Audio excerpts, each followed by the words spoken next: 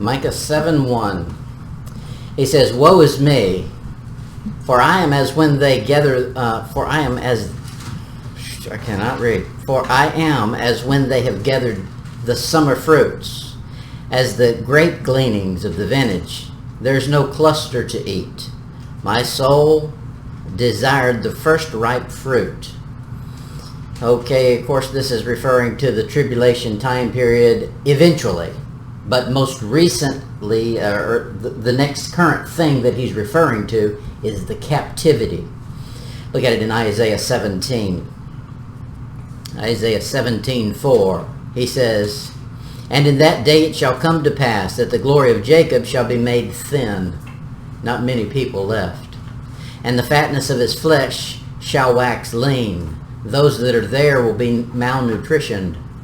That's what happens in a siege. A siege is when they starve them out, and that's exactly what happened. Sennacherib came in and he laid siege to the south, or to the north, and then of course Nebuchadnezzar comes in and finishes off the south. Look at Isaiah 24, Isaiah 24:10. I'm in a hurry because I'm trying to get to a place that it'll take a while. Isaiah 24:10. "The city of confusion is broken down." Confusion. We could name that Pensacola. Any major city, you could name it confusion. When they can't figure out what genders are, that's confusion. Pure confusion. If you start studying the laws that are on the books, and the ones they enforce and the ones they let slide, it's confusion. Isaiah 24:13. "When thus it shall be in the midst of the land among the people, there shall be as the shaking of an olive tree, as the gleaning of grapes when the vintage is done." He says there's not going to be much left. That's why it's referred to as the remnant. All the way through the Bible, the remnant. There's always going to be a remnant. But I think we've seen it before. I think it's only going to be about 7,000 that are left, and that is a small remnant. We don't know any nations that are made up of 7,000 people. I mean, that's a family. You go to some family reunions and they feel like they're that big. Jeremiah 8 verse 20. If you ever read some of those verses in the Bible and it jumps off the page and you can just feel the sadness in it, this is one. Jeremiah 8 verse 20. "The harvest is past, the summer is ended, and we are not saved." Whew. That's the way they're feeling. That's the way it's going to be in the tribulation. Now the salvation they're referring to here is the second advent. The king coming back to rule and reign and deliver them. He's saying here, we've been through all of these things. We should have plenty now and we have nothing. We've been hoping in his return and he's not here yet. Now we feel that way, don't we? We've been through Barack Obama. We've been through Biden. And he's still not come. But one day he will. Micah 7 verse 2. Micah 7 verse 2, and I'm going to cover a big block here. Micah 7:2. "The good man is perished out of the earth, and there is none upright among men. They all lie in wait for blood. They hunt every man his brother with a net, that they may do evil with both hands earnestly. The prince asketh, and the judge asketh for a reward." That sounds like the judicial systems of the world. No, I would say America. We know it's true here, but I think it's just everywhere. Let's see, where did I stop? For reward. "And the great man, he uttereth his mischievous desires." So they wrap it up. That is, they find a way to make it come to fruition. Verse 4. "The best of them is as a briar. The most upright is sharper than the thorn hedge. The day of thy watchman and thy visitation cometh. Now shall be their perplexity. Trust ye not in a friend." Oh. He's saying right here, there's coming a day, there's no one you can trust. That's what the TV shows have all portrayed. If you look at it, that's what they're portraying. They've got I guess that's an old show now, Survivor. And it was based on you create alliances, but it's really every man for himself because there's only one winner. And they'll cut your throat just as soon as they can while they smile at you. That's exactly what the world is headed toward. In the time of the Antichrist, you know it's going to be worse than we've ever seen it. And it's heading that direction now. He says, trust ye not in a friend. Put ye not confidence in a guide. Keep the doors of thy mouth from her that lieth in thy bosom. He says you better watch out. Don't even tell certain things to your wife. This was a time where they're coming in and it's spies everywhere. They're seeking to destroy the city. You think about it, Nebuchadnezzar. When Nebuchadnezzar comes in, he's picking who he's going to take back with him. Why do you think he chooses? He's got spies everywhere. And they're telling him, oh, this one's from this family, and this one is, a Levite, this one is And there they go. Verse 6. For the son dishonoreth the father, and the daughter riseth up against her mother. The daughter-in-law against her mother-in-law. Well, that's always been. A man's enemies are the men of his own house. Now, hold your place there. We'll come right... Well, let me go ahead and read the next verse, and then we'll be done with that section. Therefore I will look unto the Lord. I will wait for the God of my salvation. My God will hear me. It drops down to an individual and his relationship to God rather than a nation. Verse 6, he talked about this family disintegrating. That's what's happened in America.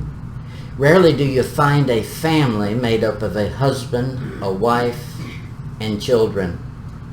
It's usually a piece together thing, and it may be the four kids, and each of them have a different father and mother, all put in the same house together.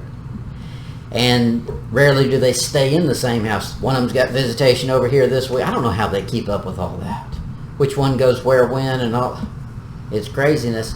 He's saying it's going to be that there's animosity. They hate the parents.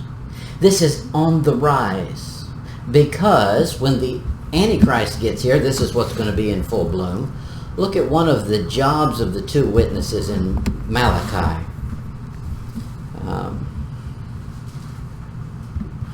Malachi 4. Malachi 4 verse 5.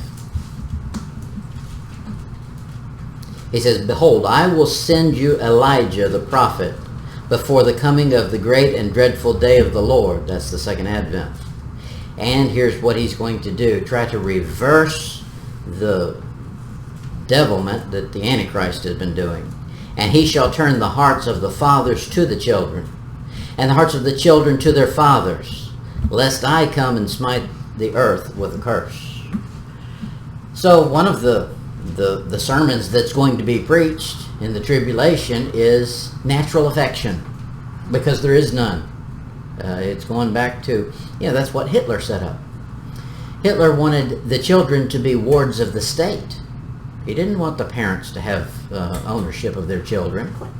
He wanted them to be a product that could be used, like the military. The military considers the soldiers to be a machine. When the machine is no longer useful or too expensive to repair and keep using, they get rid of it. And people lose the personality in there. Okay, we're back to our text. He said in verse 2, Micah 7:2, the good man is perished out of the earth. You don't find many good men. I know there's none good. There's none righteous. However, you'll find some that are more good than others. More gooder. And you find some that are trying, but most are not even trying anymore. That's where it boils down to. Are you even trying? Most have given up trying. He says the good man's perished out of the earth. Now he compares it to the first ripe grapes or figs. Just one pops out here and one pops out there. Look at it in Jeremiah 24. Jeremiah 24:2. One basket had very good figs, even like the figs that are first ripe. And the other basket had very naughty figs. I like how he said that. Very naughty, no good. Which could not be eaten. They were so bad. Now, that's man. Look at, I hate to keep picking, but I don't really. I'm picking on the TV shows. You can't turn that TV on without it turning naughty quick. He said they're very bad. Now, the innuendo, all of that, and they're pumping it out to little kids. And they grow up with that mess. And that's a sign that we're soon getting out of here, I think. Hosea 9.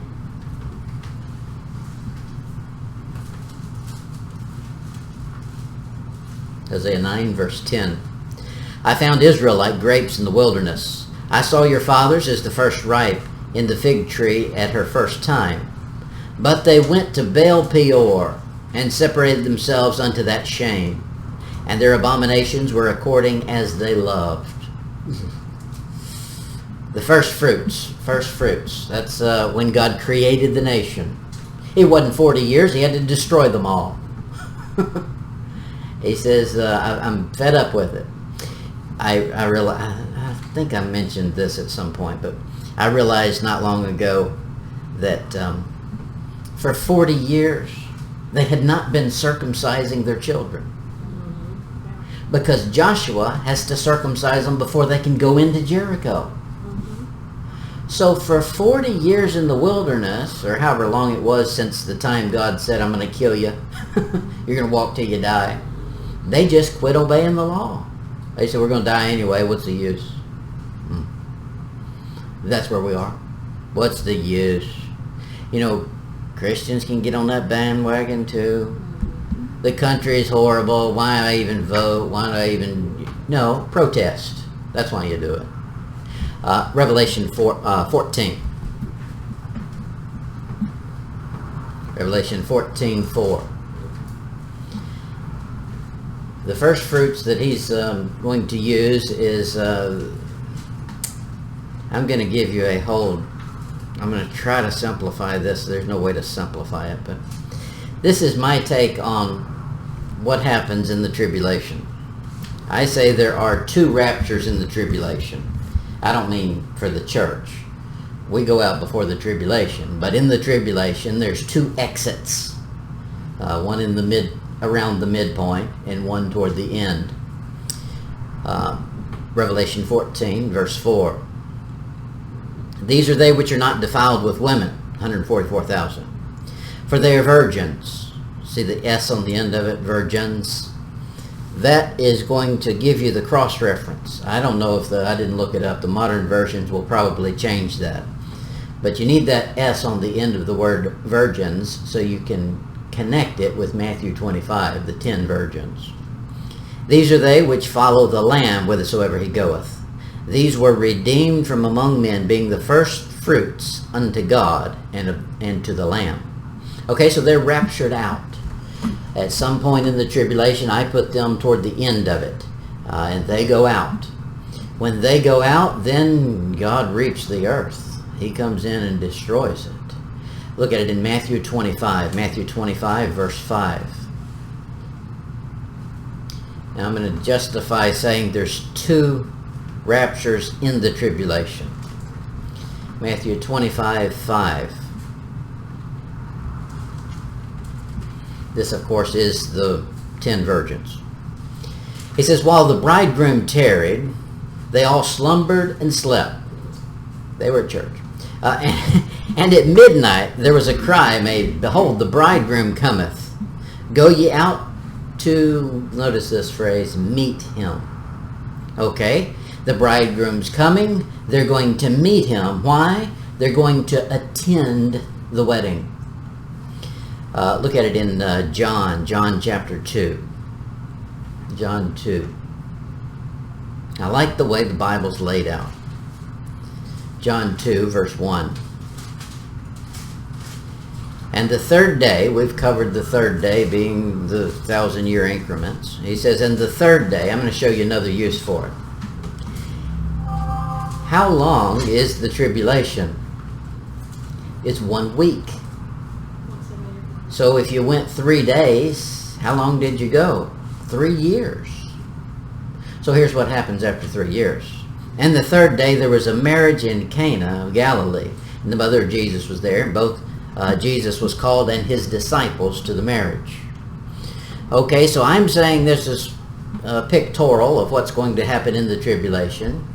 In the midpoint, the third day, some of those will get called out, and they'll get to attend the wedding. They're not getting married, they're just guests for the wedding. Now go to the next chapter, John 3. John 3, verse 29. He that hath the bride is the bridegroom. Well, I would hope so. But the friend of the bridegroom, those that are invited, which standeth and heareth him, rejoiceth greatly, because the bridegroom's voice. This, my joy, therefore, is fulfilled. John says, I'm not part of the bride. I'm a friend of it. I'm coming to the party. I'm a guest. And I'm happy about it. So somebody's going to get to attend. Now, we're not attending. We are the event. Luke, let's find another event. That was I think that's the first rapture that goes. Let's find the second one. Luke 12, verse 36. Luke 12, verse 36. And ye yourselves, like unto men that wait for their Lord, when he will, notice this phrase, return from the wedding. So John the Baptist and the friends that get called out in the tribulation get to attend the wedding. Somebody's waiting on him to come back after the wedding, when he returns from the wedding. That when he cometh and knocketh, they may open unto him immediately. Blessed are those servants whom the Lord, when he cometh, shall find watching. That's all those passages saying watch. Verily I say unto you, that he shall gird himself and shall make them sit down to meat, and will come forth and serve them. That's the marriage supper. He's going to serve them. And I say for 1,000 years. That's quite a banquet. Okay, now just for fun, I'll give you I'll speak these. You don't have to write them. If you want it, you can go back and find it on the video. I say in Revelation 2:10, we're finding a picture of the first tribulation rapture that occurs. In fact, I thought I wrote it out, but let me turn there. Revelation 2:10. He talks about you have tribulation for 10 days.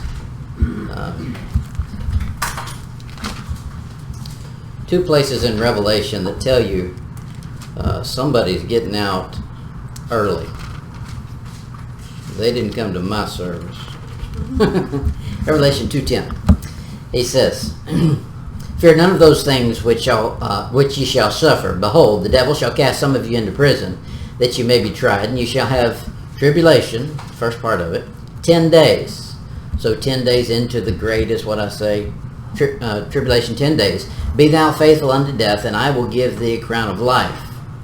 Now, another group, similar thing they're told, chapter 3, verse 10.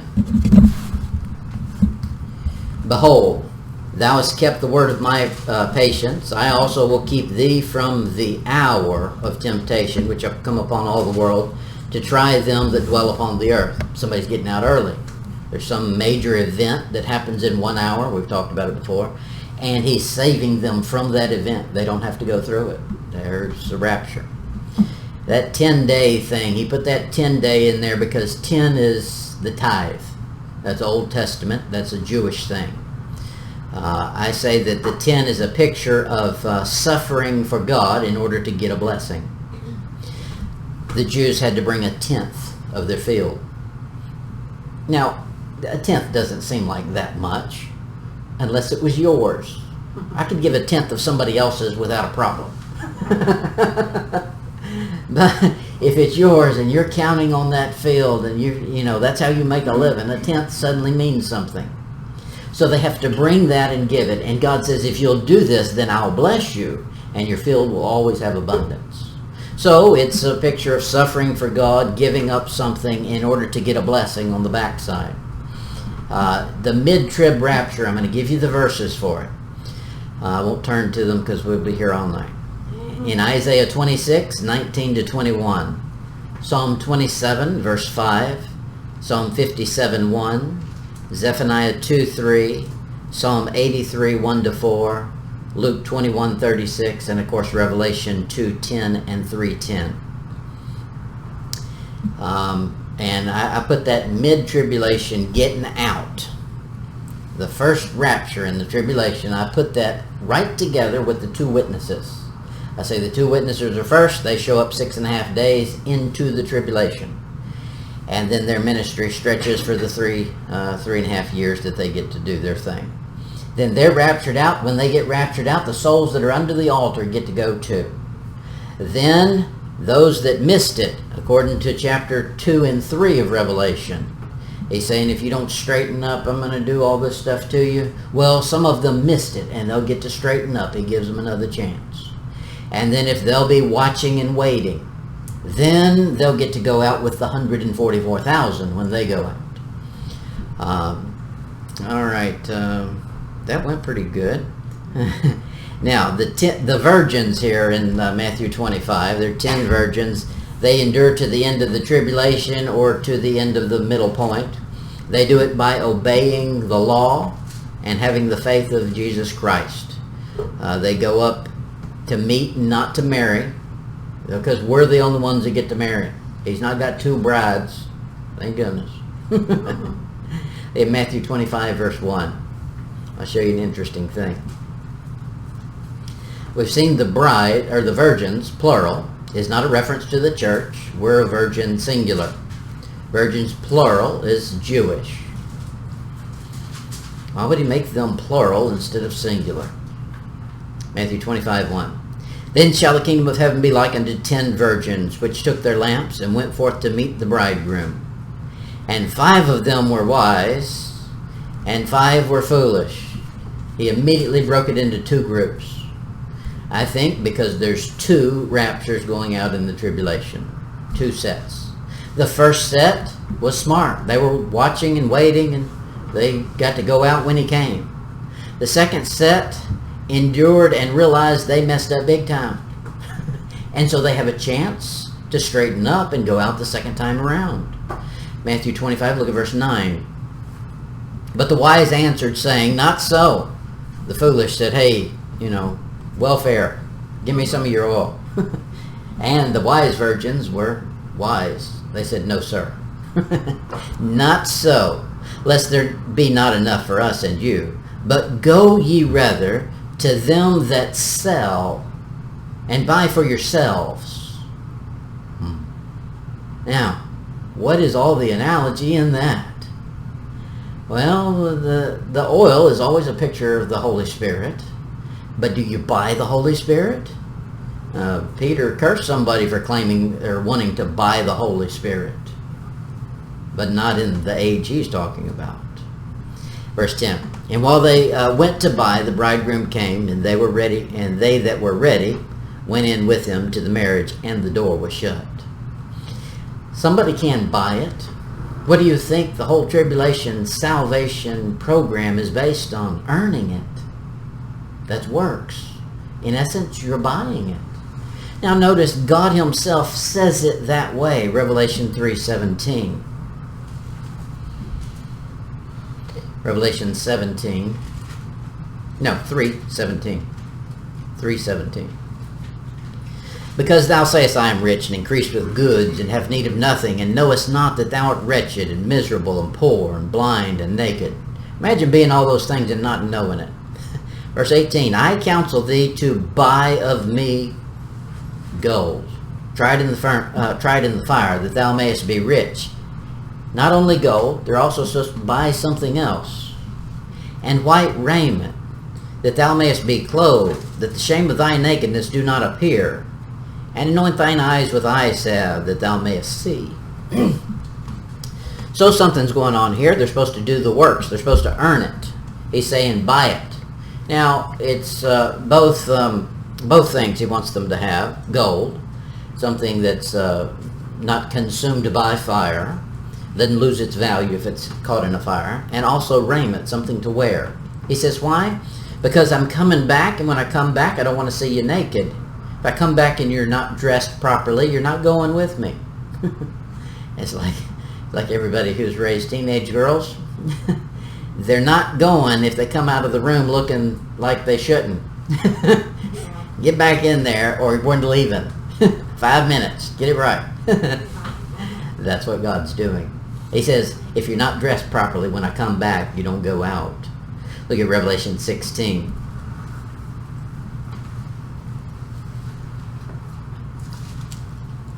Revelation 16:15. He says, behold, I come as a thief. That is, he's sneaking in. Nobody's going to know it. That's why you've got to be on your P's and Q's and looking for him. Blessed is he that watcheth and keepeth his garments. There's those ropes. Lest he walk naked and they see his shame. He's saying, I'm coming back. I'm coming back quietly. Nobody's going to see it. But yet we've got a whole host of verses that say every eye is going to see it. So there's got to be two events. One event is a secret one. It's not our rapture. It's different. It's for the Jews. And that one, he says, you've got to be prepared for. If you're not prepared, you don't get to go. But I think the second one, after the first one went out, those people look around and say, we missed it. Let's get on the ball. And they have a chance. What's left of the grapes that are left after the majority of the grapes that are left are phony. They're no good. In Deuteronomy 32, verse 32, you find a verse there in Revelation where he says, I'm mad at you because you've tried those that said they were Jews and found them to be liars. Who's claiming to be a Jew? Well, I mean, in our age, people do, just because they think it's some lucky rabbit's foot. In the tribulation, who would claim to be a Jew? There must be some spiritual religious system that's Jewish that gives you some special claim to fame as a Jew. Now, the Catholic Church is not too far off from that, because their whole system is based on an Old Testament system. Priests, the altar, all of that stuff. So I think it's going to eventually head back in that direction, and they'll try to make all the religions join up into one big false one. Deuteronomy 32:32. For their vine is the vine of Sodom, and of the fields of Gomorrah. Their grapes are the grapes of gall. The clusters are bitter. That's those naughty things. They couldn't even eat them. They're bitter. Look back at verse 31. These same people he's referring to, their rock is not as our rock. This passage rocks. Look at the words. Their lowercase rock is not as our capital R rock. Even our enemies themselves being judges. Their rock is probably the one they're claiming. You know, the Catholics claim they've got a pope that was called the Rock, but he ain't the Rock. Now, there's some idiot running around, some movie star that calls himself the Rock. That's such a blasphemous thing. I would not be caught dead doing that. The Catholics want to claim that Peter was the Rock and their church is built on him. Yeah, the phony Peter they have, you know, it's all a figment of their imagination anyway, but the imaginary story they've come up with, that Peter is the wrong rock. Ours isn't built on that rock. And with that comes phony, false grapes. So, every service, they squeeze out some fermented grape juice and tell everybody to drink it. And it's not the real deal. Well, if it's rotten, it's no good. I mean, rotten, does that sound good? I don't understand this. I've never had any desire to drink wine. People drink wine. It's just rotten grape juice. Why do you want something that's rotten? There's certain things I just don't understand. Like, they have blood pudding. Ew. Who would want to eat that? Just say it, and you know what it is. Don't touch it. You know, if you start studying that stuff, you find out it's anti-biblical. God says stay away from it. And you just in your natural mind understand that's yucky. They're trying to make good evil and evil good.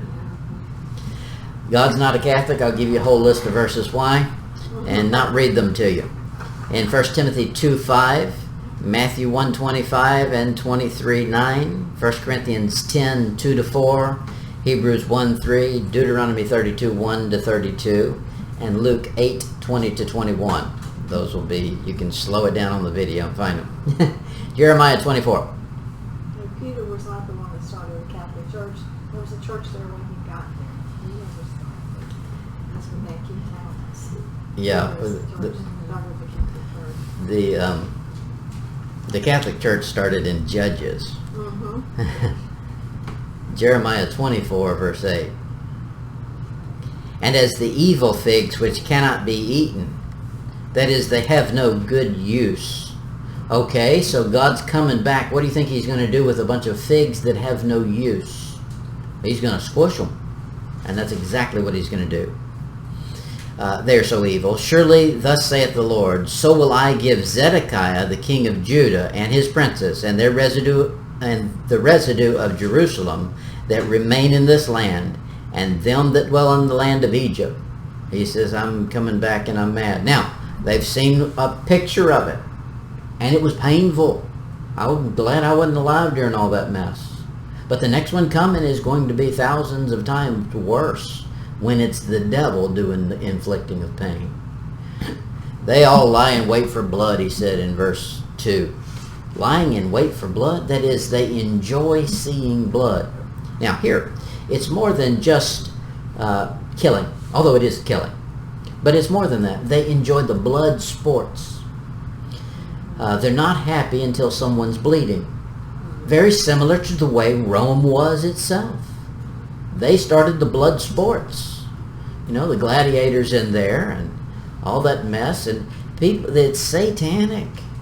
They get in there until blood is running, they're not happy. The show is no good until somebody's bleeding, you know. It's sadistic.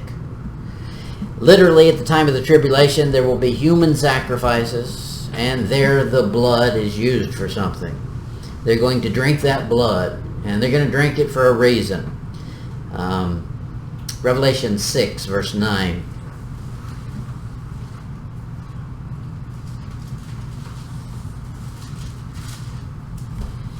Romans 6, verse 9. Let's find these ones who were bloodlet by having their head chopped off. That was their outlet. Revelation 6, verse 9.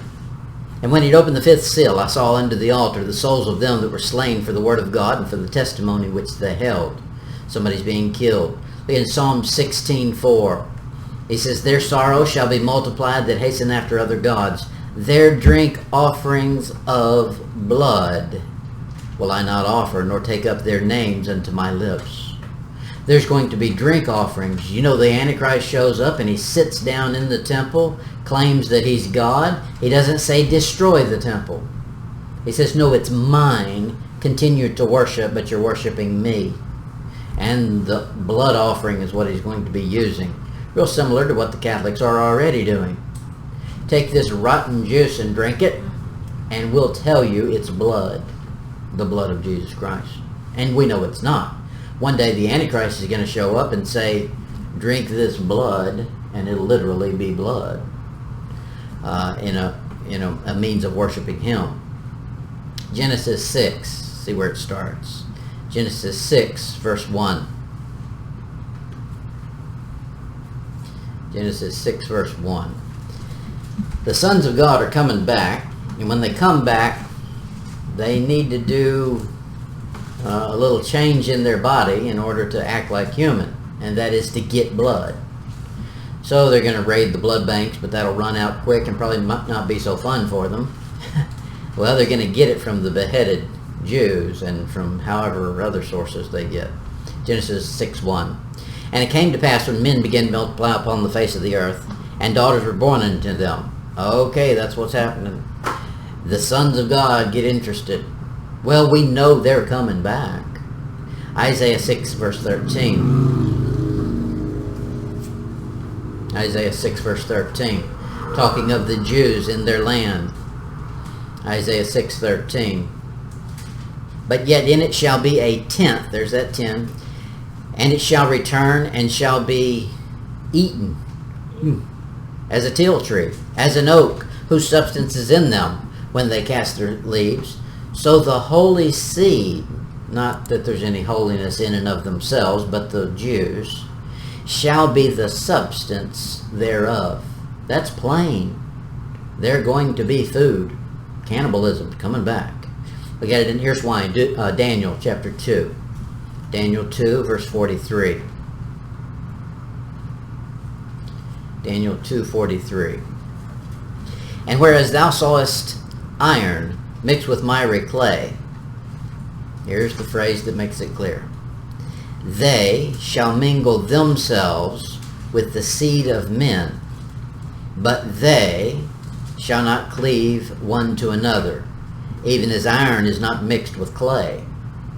So whoever the they is not human, because they is mixing with human. That's what's going on in the tribulation. The way they're going to try to mix is they're going to try to get blood, and they're going to do it by means of cannibalism and beheading. Revelation 16:6. Revelation 16:6. He says, for they have shed the blood of saints and prophets, and thou hast given them blood to drink, for they are worthy. Now, this is exactly how God does. He tries to turn a man. He's patient with them. And at some point, when the man will not turn, God turns to help him curse himself. We saw it with Pharaoh. When Pharaoh kept hardening his heart, God said, okay, then that's the direction you want to go. I'll help you with it, buddy. And that's what he did. Drinking blood has a curse associated with it. God says, okay, you've rejected me so many times. Now I'm going to supply a vat of blood for you to drink. And that's what they'll be doing. Matter of fact, they're doing it already. In 7 verse 3, Micah 7:3, he says, the prince, the judges, the great man, okay, those are supposed to be great leaders, but they're all deceived and led astray. They sign up with the Antichrist. Anybody who's great, has any clout, has got to get on board with him. Same thing that happened in Israel. They started going to their enemies to sign contracts, come protect us. And that protection's only as good. When you're going to man, your protection is only as good as the man is strong. And you can count on it. There's always a stronger that shows up. Go right to the source. Get the creator of this mess. He'll protect you. Micah 7 verse 3, he says at the end of it, so they wrap it up. We still use that phrase, they wrap it up. That's exactly what they're doing. They've cooked up plotted a devious plan, and they've wrapped it. They've gone through the effort now to package it so it's acceptable. He says in Peter that they make merchandise of you. Now, we read through that, and many people just ignore it, but he's saying that there's going to come a time where the deceived will make it their mission to deceive others in order to make you a product they sell. Make merchandise of you. And so that's exactly what's going to go on in the tribulation. That's why he says you can't trust anybody. Antichrist is buying not only souls, but flesh and blood. Daniel 11 verse 38. Daniel 11:38. But in his estate shall he honor the God of forces. That is, the force be with you. Don't let the force be with you. No, that's not a good thing. And the God whom his fathers knew not shall he honor with gold and silver and with precious stones and with pleasant things. Think about it. What does God need with your gold? Yeah, that's the way all this mess started. The love of what is the root of all evil? Money. That's exactly what Lucifer's downfall was all about. He was a merchant, and he was deceiving, and he was trafficking, is how the Bible puts it. That is, he was not delivering the gold and silver to God. That was his job on earth before it was called earth. He was supposed to take the praise that turned into gold, silver, and precious stones and deliver it to heaven. But he started skimming, taking it. And God says that's the beginning of evil, the love of money.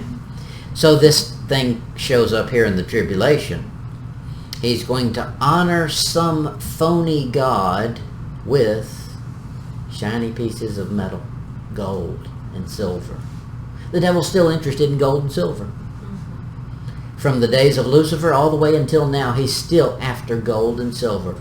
So watch his people. No wonder most of the people with money are on the wrong side of things, because that's their God loves gold and silver.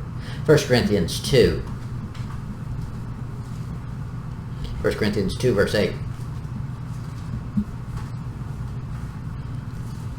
1 Corinthians 2:8. The problem is the deception is going to be on the rise, and it's going to be so bad that people won't realize they're being deceived.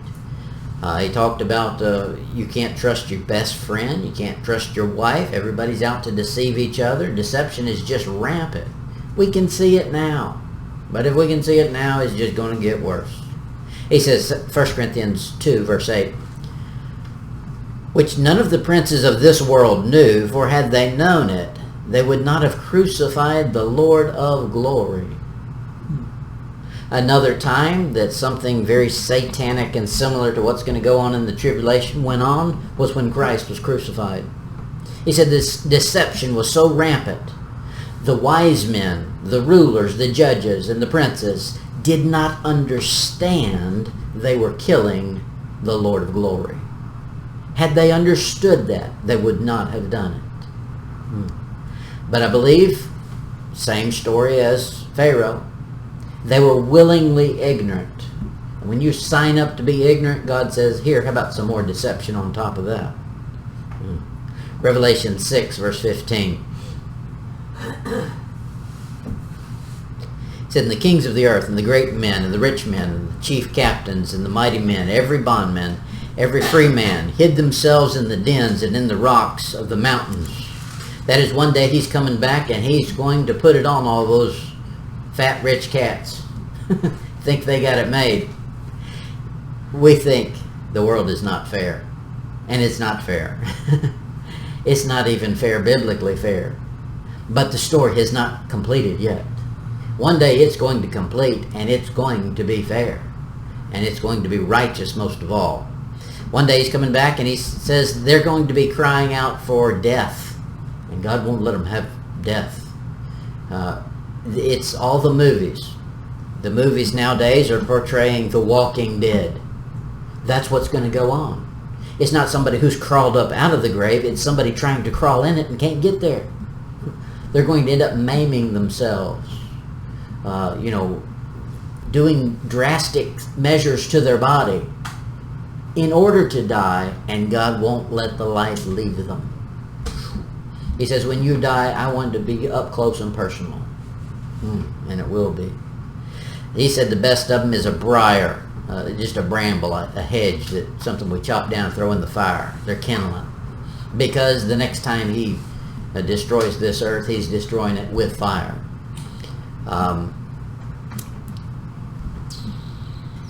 2 Samuel 23. 2 Samuel 23, verse 6. Oh, we've already been an hour. 2 Samuel 23, 6. But the sons of Belial shall be all of them as thorns thrust away, because they cannot be taken with hand. That is, there's no way to grab them, to mold them, to use them for anything good. So they're going to burn them. And that's what God does when he comes back. He is mad. And he sets them on fire. Hebrews chapter 6. Hebrews 6 verse 8.